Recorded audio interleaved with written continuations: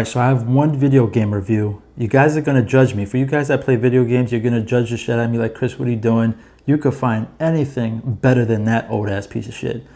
But I'm trying to get back into gaming. I be buying shit. I don't be having time to play it. I'm trying to take things slow and convenient. And I do love racing games. Racing games might be my favorite genre because I would like to think I'm good at it. I would like to think it's very straightforward, very simple and fun. And I love racing games with brand identity. So you guys are gonna laugh at this, but I 100% completed, which is not something to brag about. But I did play Nickelodeon Kart Racers. Oh yeah, we get into it. So don't judge me. Don't judge me. But the first one, apparently they got a second and a third one. But I did play this and I did beat it. And it's really not difficult. So I am gonna talk about it. I don't give a shit. This came out in 2018. I played it on the Nintendo Switch. Where is it? This is my baby right here. Yeah, I got the red one, basic one. So, I mean, I'm gonna talk about my experience now. So pretty much you just race iconic Nickelodeon cartoon characters. And in order to 100% complete this game, you pretty much need to just unlock every customizable item. My favorite map is the Birthday Bash, since this area is like human size, right? But you're racing on a track and it's inside the Rugrats playpen, you know, like the one with the diamond shape. So I did find that cool how like you're like shrunk to the small size and you're like you're racing around in the playpen, but yet the room is enlarged, right? So I thought that was fun. I like the drifting in that. The only characters in this game is from 4 shows. So you have SpongeBob, Patrick, Sandy, from SpongeBob, and then you have Rugrats. You have Tommy, Angelica, Reptar from Rugrats, and then you have Hey Arnold, but you only have Arnold and Helga, and then you have 4 Ninja Turtle characters. My favorite character, I would say, is Sandy, because each character has their own unique, special ability. And for her, it's like a lasso, you know, where she throws the rope. But not only does she catch somebody in front of her and pull them back, while she's pulling them back, it flings her forward like a boost. So I kind of like that special, how it's like a 2-in-1. So not only you getting the motherfucker in front of you and you flinging them back, like come here, like on some Scorpion shit, but it's literally giving you a turbo boost forward. And that's like a 2-in-1 special. So I did have fun with that. So some pros and cons about this game. I don't know, it just reminded me of like the first Nickelodeon kart racing game on the PlayStation 1. I have that somewhere, but that was like the first Nickelodeon racing game, and this is kind of like the remake of it. And now, like I said, they have 2 more games that I'm going to try to get to probably this month. But another pro is that you know, they do have the main characters, but only from the 4 shows. Now this game has a lot of slime mechanics. It's very common where you'll be driving on a street, and next thing you know, you're like in this lake of slime. So your car kind of turns into like a vehicle and then into like a boat where you're like hovering over the slime or driving through the slime. Now I did like the drifting in this game and the turbo features. I think that was really good. And like I said about the Sandy special, they do have good character symbolism for power-ups. Like Hey Arnold, right? His special is the football.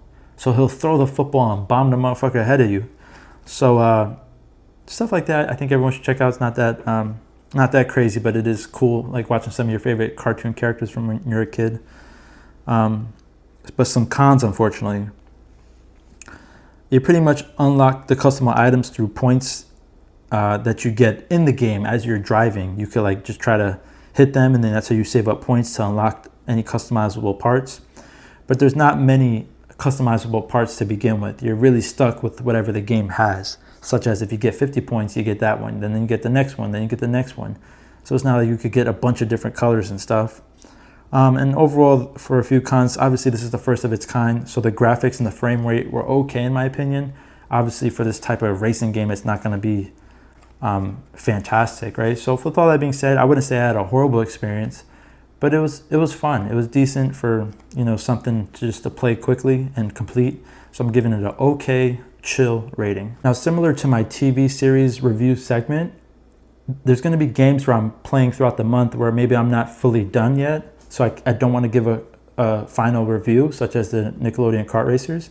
But one game I have been playing and I still want to play before I give a review is actually NBA 2K24. So yeah, I have been playing this on the Nintendo Switch. For you guys that play NBA 2K, you probably already know the Nintendo Switch version is straight ass because of just the frame rates and the glitchiness and the pixel. I mean, obviously the way to play this is on the better systems like PS5. That's the way to go. I still want to keep playing this because I do have thoughts on it. So just real quick, some pros. Excuse me. I love how you can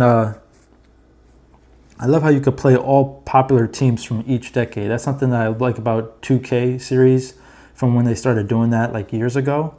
But this one in particular, as you can see, Kobe Bryant's on the cover. They do have what they call Mamba moments. See, I have yet to get to that, so I want to play those before I give my thoughts entirely on the 2K franchise and 2K24.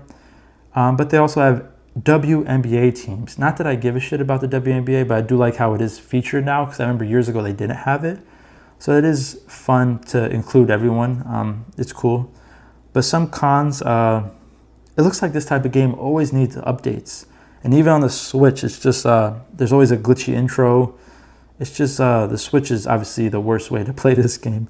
But overall, the 2K games in general, in my opinion, they're just very complex and detailed. Although they are super realistic. It's almost like a basketball simulator, as if it's Gran Turismo racing. That's how difficult it is to play this game. You can't just press one or two buttons, cross over, shoot a shot. Like, it's very kind of like slow paced and accurate to where like you could do the slightest button adjustment. Next thing you know, you're doing a different move entirely. So yeah, obviously the main con is that the graphics kind of suck. The frame rate sucks on the Switch specifically. And there's just so many complicated modes. For someone like me who's trying to get back into 2K, I was never a 2K person. I always played NBA Live in like the 2000s. But it's just so intimidating. There's just so many different features. I haven't even got into them because I don't even know where to start, to be honest with you guys. I've been just trying to play regular games, trying to get the basics down. And even that is a fucking challenge.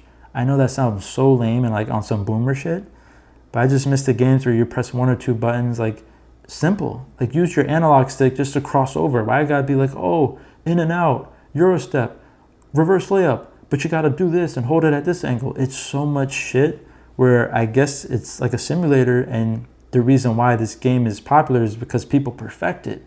You know, the more difficult the game is and the more, I think, is what makes it more competitive. And that's why you have these streamers and these leagues where people make money off it.